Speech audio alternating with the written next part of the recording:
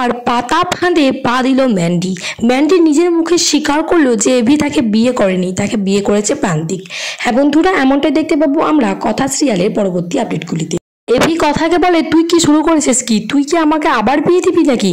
তখন কথা বলে যে হ্যাঁ, তখন এভি বলে আমাকে এসব থেকে মুক্ত কর। তখন কথা বলে মুক্ত তো আমি করে দেবো, আপনাকে নির্দোষ প্রমাণ করে আমি চলে যাব। তখন এভি বলে আমি তোকে চলে যেতে বলেছি, আর তুই আমাকে এত ব্ল্যাকমেল করিস কেন বলতো? তারপরেই কিন্তু কায়দা কারণ সবাই মিলে চলে আসে এভির ঘরে। আর সেখানে এসে কিন্তু মনে মনে ভাবতে থাকে, সবাই মিলে আলোচনা করে যে কীভাবে ম্যান্ডিকে জব্দ করা যাবে। আর তখনই ম্যান্ডি চলে আসে। ম্যান্ডি তো বিয়ের কথা শুনে ভীষণভাবে আনন্দে আত্মহারা হয়ে যায়। তারপরে কিন্তু কথা বলে, আচ্ছা বিয়ের পর তোকে এই সমস্ত কাজগুলো করতে হবে, তুই আমার সাথে ঠাকুর ঘরে চো। আর ঠাকুর ঘরে কি ঠাকুরের সমস্ত বাসন ম্যান্ডিকে গুছিয়ে রাখা গলায়। আর এভি সমস্ত পরিষ্কার জামা কাপড় আবার দিয়ে দেয় ম্যান্ডিকে পরিষ্কার করতে।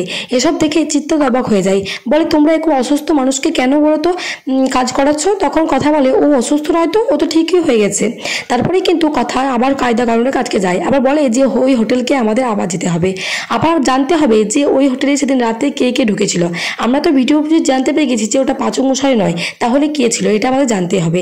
তারপরে কথা সবাই মিলে সে হোটেলে যায়। আর হোটেলে যাওয়ার পরে কিন্তু সমস্তটা বুঝতে পারে যে সেখানে কে কে ঢুকেছিল।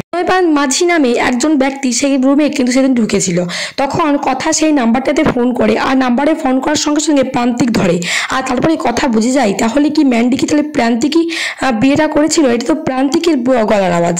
তারপরে কিন্তু কথা চালাকি করে ম্যান্ডির কাছে যায় আর বলে, আচ্ছা ম্যান্ডি সেদিন রাতে কি হয়েছে সত্যি করে বল না, কারণ এখন যদি আমি তোকে ঠিক বিয়েটা দিয়ে দেবো, তারপর যদি পাচক মশাই জানতে পারে যে তুই ছল করেছিস তার সাথে, তাহলে কিন্তু সে তোকে আবার মেনে নেবে না। তাই সমস্ত সত্যি কথাটা বিয়ের আগেই বলে দেয়।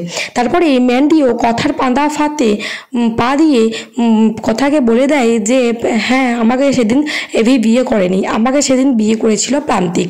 আর আমি এভিকে বিয়ে করার জন্য এরকম একটা পাতা ফাঁদ করেছিলাম।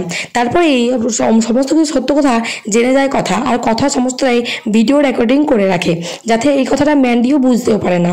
তাহলে বন্ধুরা, তোমরা এটা চাও তো যে ম্যান্ডির মুখ থেকে সমস্ত সত্য কথা বের করে জানতে পেরে যাবে যে এভি বিয়ে করেনি ম্যান্ডিকে বিয়ে করেছে প্রান্তিক।